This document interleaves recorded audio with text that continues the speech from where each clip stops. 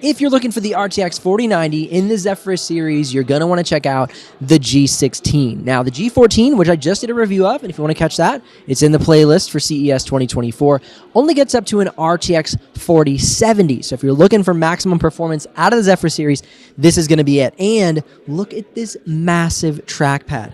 And the click on it is so smooth. It's got a nice strong click to it.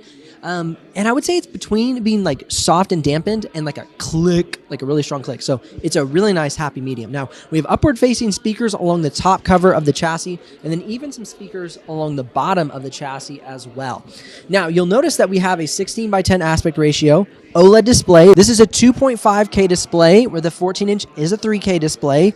500 nits of screen brightness and 100% DCI-P3 color accuracy. So fantastic screen on this laptop. Now, because it's OLED, they've actually gone ahead and switched up the fans so that the air no longer blows towards the screen like on the previous generation. It now flows out of the bottom here along the bottom cover. And then, of course, we have this big, large vent along the bottom cover as well. Now, I love the CNC aluminum chassis. You can see we have a really nice fit bottom cover into the side panel.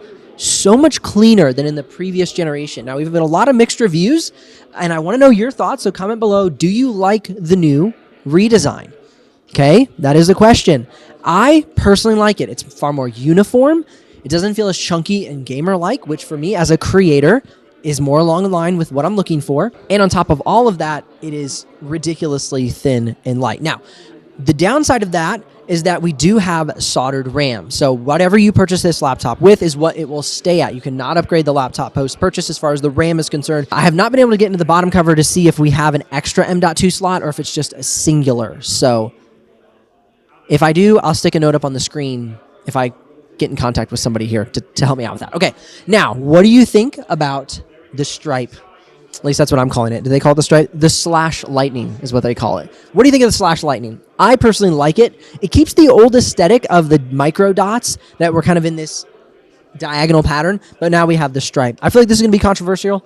I feel as if some people are going to love it and some people are going to hate it. And for me, I like it. Now, looking over here, the badge is no longer a badge. It's actually etched. We have a CNC etching into the top cover, so a little bit more discreet on some of the badging here with this model for 2024. So I love the Zephyrus styling. They've kept the same traditional button shape, and they have the keys along the top edge as well. So keeping the styling in there, though definitely changing up the overall design. All right, now let's talk specs. If you want to be a Ryzen user, you're going to have to go for the G14.